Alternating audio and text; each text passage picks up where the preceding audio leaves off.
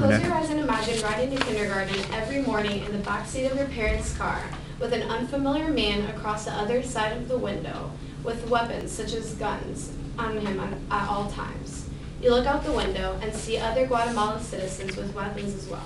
Now open your eyes. It may be hard to realize that such an image as vivid as this one is actually in Guatemala, and you can't see it for yourself until you go.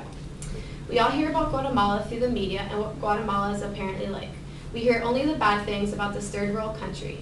You turn the TV on, and while you're getting ready for class, hear about people dying and things tearing up our country like Guatemala. Only the worst is spoken about and advertised. We never really know what something is about until we actually get to see it. Like many of us in here, we only hear about people's experiences from mission trips and hear about the harsh life of Guatemalans. There's a large misconception about what Guatemala is really like, but I'm here to help you realize the reality of Guatemala. Growing up in Guatemala and living there for the first 6 years of my life, and still going back to visit my dad's side of his family 2 times a year, I can truly say I know what it's like.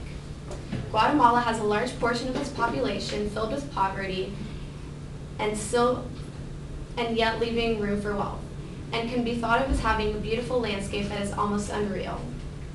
Knowing Guatemala's history is the foundation for understanding the true why it is the way that it is.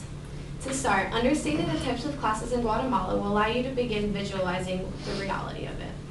According to an Encyclopedia of the Nations article written by J. Rink entitled Guatemala Poverty and Wealth, Guatemala has an unequal distribution rate of wealth and rapid population growth in the nation, which has given Guatemala the highest poverty in Latin America. The life of poverty in Guatemala is unimaginable due to such high rates. With more than 75% of Guatemala's population poverty, that's such a large percentage of the actual population as a whole.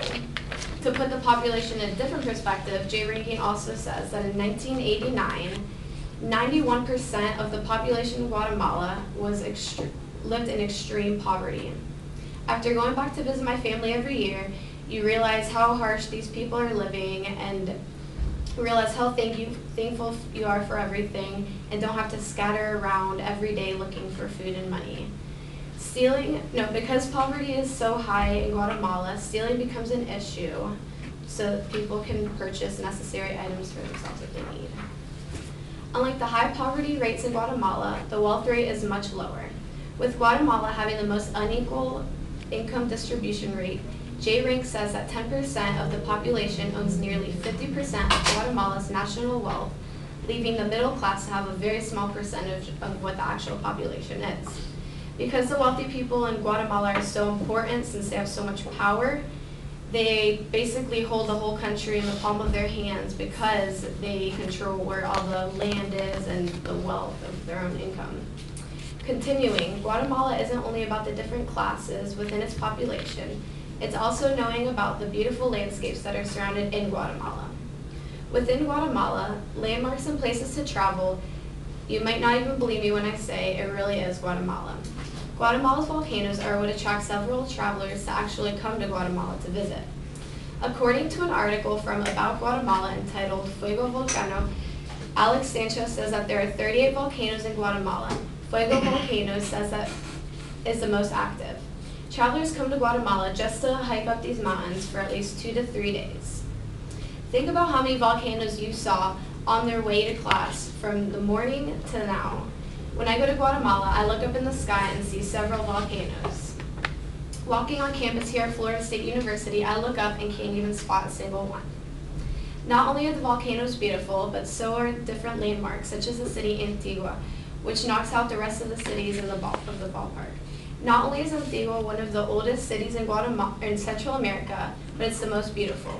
You drive down the road with rocks in the road, and the walls are uneven, and there's cracks, and the colors are faded. You see natives sitting in clusters, with mini markets, selling items that they have just made, like jewelry, table placemats, wooden figurines, anything you can imagine. They just sell in their mini market to make enough money for the day.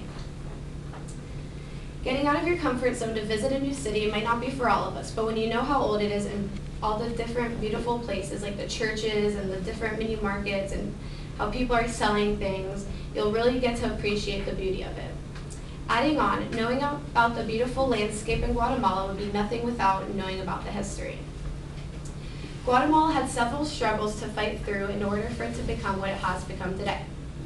According to an article from U.S. Department of State, the Mayan civilization developed throughout Guatemala long before the Spanish arrived. The Mayans tried to continue keeping the land, but soon failed in their efforts because they were defeated by Pedro Alvarado, who was part of Spain. The Spanish took over, and finally Guatemala gained their independence. Without Guatemala continuously trying to push away from the democratic side, they finally were able to become representative government.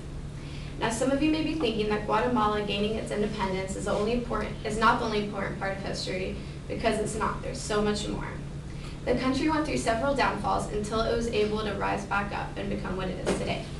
Ciudad Vieja was ruined by floods and an earthquake. Antigua was almost completely destroyed by 2 earthquakes.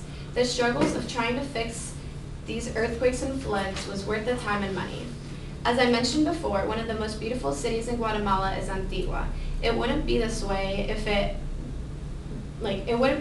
to look as antique as it is if it didn't have these earthquakes that went through it, because you can't make a city man-made to look as natural as it does. Although we hear Guatemala as being one of the poorest countries, we need to look past the worst and stay positive for the rest. As I conclude today, I can only wish that you will be able to visualize Guatemala for its beauty as I do now. Although Guatemala has a high percentage of poverty, there is still wealth as well as unforgettable landscapes and a history of Guatemala that truly pulls out its natural beauty. I want you all to close your eyes and imagine riding into kindergarten in the morning, sitting next to an unfamiliar person that you have no idea who it is. Look out your window and notice all the beautiful volcanoes and cities such as Antigua. Now open your eyes and hopefully you can see this vivid image as beautiful as I do.